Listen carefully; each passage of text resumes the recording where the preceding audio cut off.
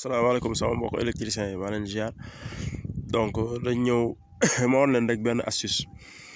bon ñu ko xam bëri na électricien yi ko xam bëri na mais bon peut-être am na ñu ko xamul quoi maanaam fii dal plein la donc dal plein la amul ur léegi tube bii nii dafa war a dugg fii mooy milieu bi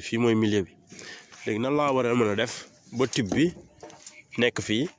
feeñ maanaam buñ décoffré mu feeñ léegi nii ngay def. da ngay gis partie bi ubbeeku maanaam nii xam nga partie bi mooy ubbeeku moom ngay def nii dëngal xam nga fii mooy suñu axe nii nga koy def léegi xam nga boo xoolee ci biir partie bële gis nga partie bële mais tamit da ngay fatt fii ak ak ciment mooy trou bi ngeen di gis nii mais de toute façon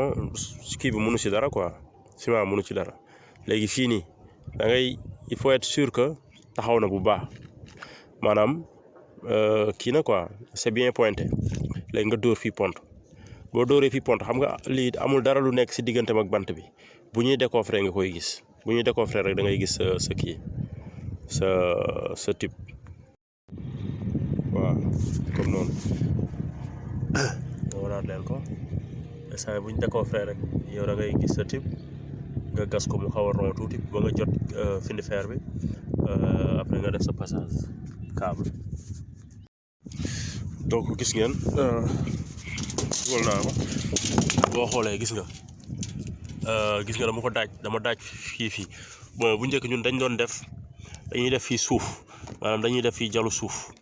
léegi bu ñu defee fii non dañuy def tuuti suuf après ñu laal ci ciment ñun électricien ñun ñoo ci laalal suñu bopp ciment léegi maçon bu décoffré rek xam nga suuf ngay gis foofu suuf mooy nekk foofu quoi léegi da ngay wàqi rek day leer quoi